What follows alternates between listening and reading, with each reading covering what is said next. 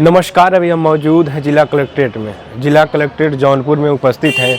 अनुराग यादव हत्याकांड को आप लोगों ने देखा और सुना। जिस प्रकार पूरा देश आंसू बहाने लगा, एक ताइक्वांडो खिलाड़ी की गला काट कर हत्या कर दी जाते हैं।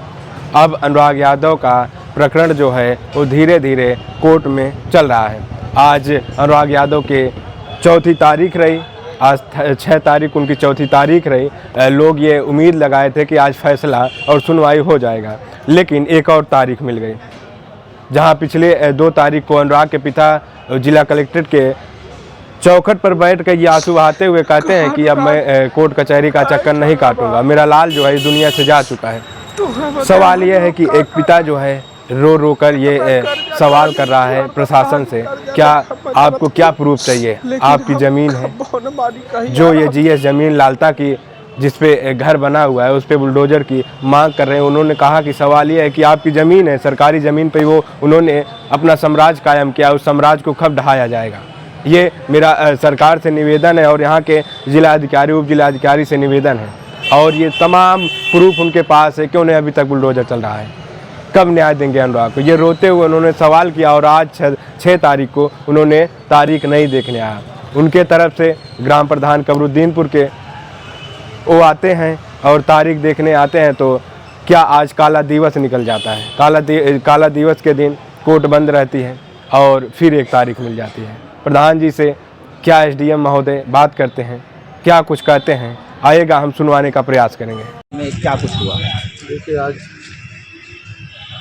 जो कोर्ट में थे, आज काला दिवस था। ये तारीख 2 तारीख के था।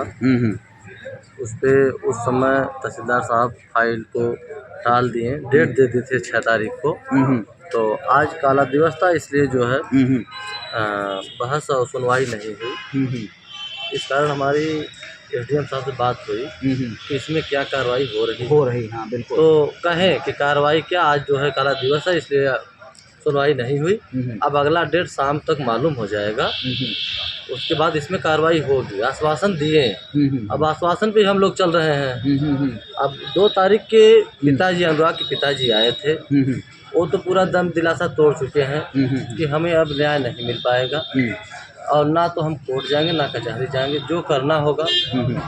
अब वो आपको सौंप दिया?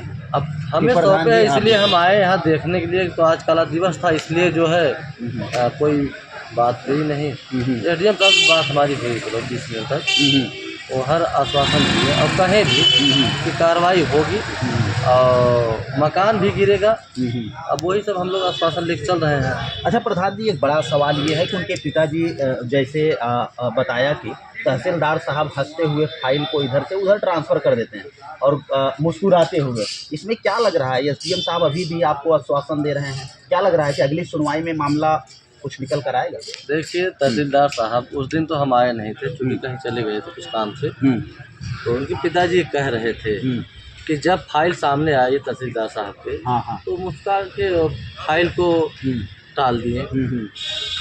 हम भी देखे थे यूट्यूब मोबाइल द्वारा।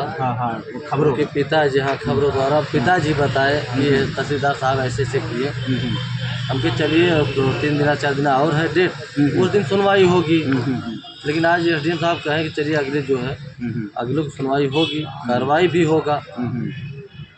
आज एसडीएम साहब इस प्रकार से आश्वासन दे रहे हैं कि अगले डेट पर जो है वो कार्रवाई हो जाएगी। हाँ, ये कहें कि अगले डेट पे कार्रवाई भी होगा और आज ही कार्रवाई हुआ होता, आज ही सुनवाई होती। लेकिन जो है आज काला दिवस के कारण उसको जो है डेट मिल गया है, अभी मिला नहीं, शाम तक मिल जाएगा। अच्छा, अनुराग यादव का मामला जैसे कोर्ट में पहुंचता है, वैसे अगर हम बात करें तो लगातार जो है वो डेट कैंसिल हो रही है, क्या लग रहा है? नहीं, हम भी यही सोच रहे हैं कि क्यों डेट कैंसिल हो रहा है और डेट लंबी भी नहीं दे रहे हैं। 2 दिन 4 दिन का डेट दे रहे हैं। इसका मतलब हमें तो ये लग रहा है कि ऐसा नहीं है कि बस समय को बिताते जा रहे हैं, पास आउट किया जा रहा है।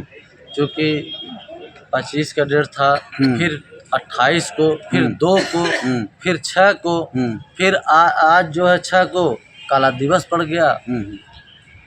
अब देखिए अगला भी डेट देख ले रहे हैं हम लोग क्या हो रहा है। अगर इस मामले में कुछ अगर कठिन एक्शन नहीं आता है या कुछ कठिन कार्रवाई नहीं होती है तो प्रधान जी फिर क्या कुछ एक्शन लेंगे, क्योंकि पूरे देश की निगाहें आपके ऊपर हैं। जिस प्रकार से आपने आवाज़ उठाया अनुराग यादव मामले में, लगातार लोग आपको देखना चाहते हैं और लोग आपकी बातों को सुनना चाहते हैं, आप अधिकारियों के साथ भिड़ जाते हैं, तो क्या कुछ करेंगे अगर इस मामले में डिले होगा तो?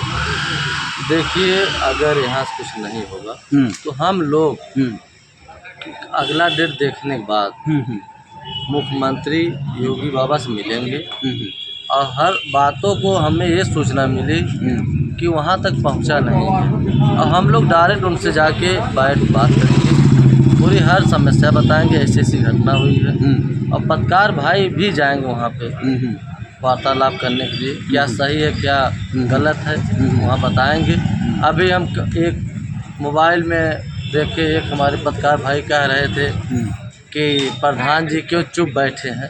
हम चुप बैठे नहीं हैं, हम इंतज़ार कर रहे हैं कि कब कार्रवाई होगी, कब सुनवाई होगी, और चुप बैठने वाले हम नहीं हैं और ना बैठेंगे। आज इस प्रकार से आपका मामला मीडिया में उछाला गया और कहीं कहीं लोग ये कह रहे हैं कि अब प्रधान जी जो है वो डरने लगे हैं। नहीं, डरने नहीं लगे हैं।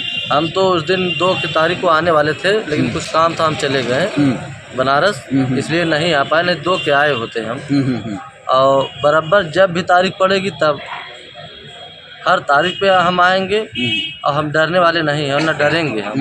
हाँ। अच्छा, प्रधान जी ऐसा क्यों बोल रहे हैं कि मुख्यमंत्री तक ये बातें संज्ञान में नहीं गई है, तब क्यों लगातार एसडीएम साहब बोलते हैं कि हम लोगों ने मुख्यमंत्री तक सारी आवाज़ पहुंचा दिया है, सब कुछ करा दिया है, तो इसका मतलब ये है कि एसडीएम साहब झूठ बोल रहे हैं? देखिए हम लोग विश्वास नहीं, अगर वहाँ तक पहुँचा बात होती तो ज़रूर वो ध्यान दिए होते, लेकिन वहाँ तक बात पहुँची नहीं है। और हम लोग यही तारीख देखने के बाद मुख्यमंत्री जी से, योगीनाथ बाबा जी से ज़रूर मिलेंगे इस बात को लेके, क्योंकि न्याय नहीं मिल रहा है।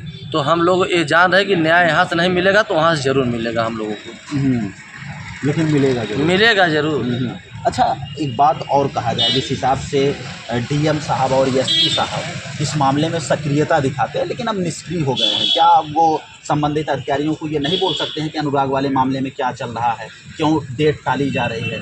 बोल सकते हैं ना, जिस प्रकार से सक्रियता दिखाए थे। क्या लग रहा है, क्या कहेंगे डीएम और एसपी साहब के बारे में? देखिए उन्हीं डीएम साहब और कप्तान साहब के और हमारे जगदीश नारायण राय पूर्व मंत्री और वर्तमान विधायक जफराबाद से, उन्हीं लोगों के कहने से डेड बॉडी वहाँ से उठी थी, आश्वासन दिए थे हाँ, कार्रवाई होगी और मकान भी गिरेगा, तमाम बातें हुई थी, लेकिन अभी तक कुछ हुआ नहीं। इसलिए उनके पिताजी आए थे, ये जान लीजिए कि वो खुद मर चुके हैं और सब हर अधिकारी दिए थे।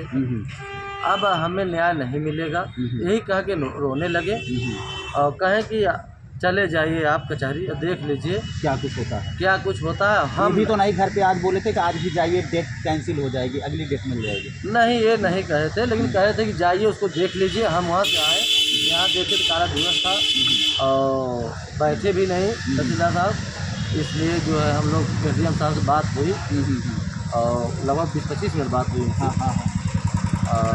अगला डेट में देखो क्या होता है, उसके बाद फिर हम लोग सीधा लखनऊ मुख्यमंत्री जी से मिलेंगे। अगर कार्रवाई नहीं होगी तो सीधा मुख्यमंत्री जी से प्रधान जी मिलेंगे, सीधे शेयर किया जाएगा, ऐसी बातें हैं। चलिए।